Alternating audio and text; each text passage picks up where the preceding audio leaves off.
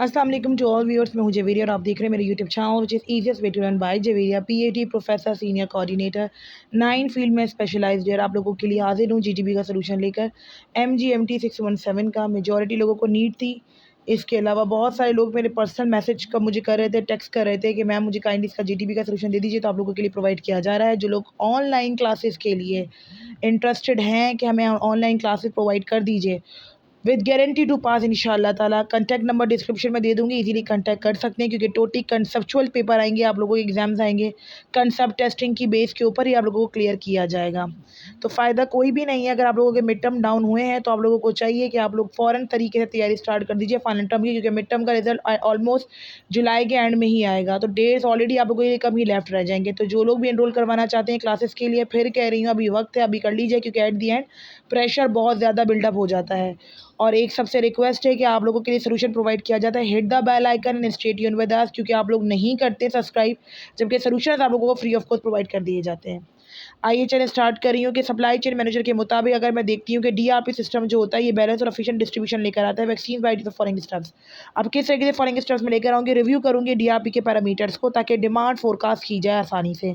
दूसरा मैं आइडेंटिफाई करूँगी डिस्ट्रीब्यूशन सेंटर्स को कि कहाँ कहाँ पर तमाम चीज़ें डिस्ट्रीब्यूट हो सकती हैं, आया कि उनकी कोई शॉर्टेज होगी तो किस तरीके से उसको मीट किया जाएगा इन्वेंट्री के डेटा के लिहाज से। तीसरा, किस तरीके से वर्क को डिस्ट्रीब्यूट किया जाए, सेंटर्स को बताया जाए, अंडरस्टैंड करवाया जाए रूट कोज इम्बैलेंसिंग की, डिमांड को फोरकास्ट किया जाए, पैकिंग के प्रोसेस और ट्रांसपोर्टेशन नेटवर्क की भी इश्यूज़ को रिजॉल्व करने की कोशिश की जाए।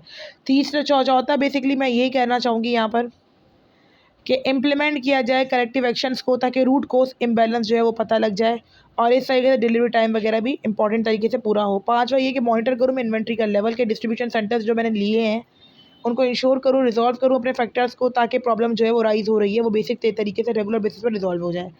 दूसरा मैंने यहाँ पर ये भी कहा है कि मिनिमम वेज के साथ अगर मैं लेके चलती हूँ वैक्सीन की डिस्ट्रीब्यूशंस को, तो यही होगा कि work with the health care, मैं काम करूँ ऐसे इदारों के साथ जो कि डिमांड करें वैक्सीन की और हेल्प हो जाए basically ensure the vaccine distributed to where the most needed.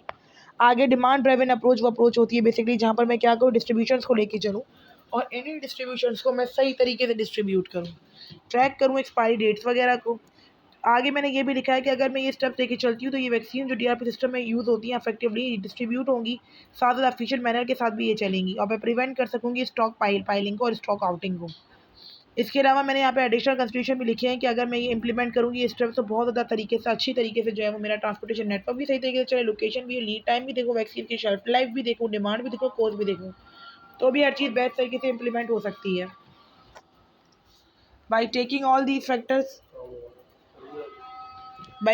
taking all these factors into account, I can ensure that DRP system is used effectively to distribute the vacancies in a way that the both efficient and cost effective। आगे चलना है आपने, आगे मैं आऊँगी। आप लोगों ने इस चीज़ को अंडरस्टैंड करना है कि आपने अगर चाहें तो यहाँ पर ये चीज़ आप लोग शॉर्ट कर सकते हो। मीन्स ये स्टेप 5 के बाद आप डायरेक्ट ये स्टेप्स डाल सकते हैं जो मैंने यहाँ पर आप लोगों को दिए हैं, मेंशन मैंने यहाँ पर कर दिया है। आप लोगों को ये स्टेप्स डायरेक्ट डाल सकते हैं, इसको समराइज़ करके और अच्छे तरीके से आप कंक्लूजन दे सकते हैं। आई होप कि आप लोगों को जीडीबी का सोल्यूशन अच्छा लगा होगा। Hit the bell icon and stay tuned with us.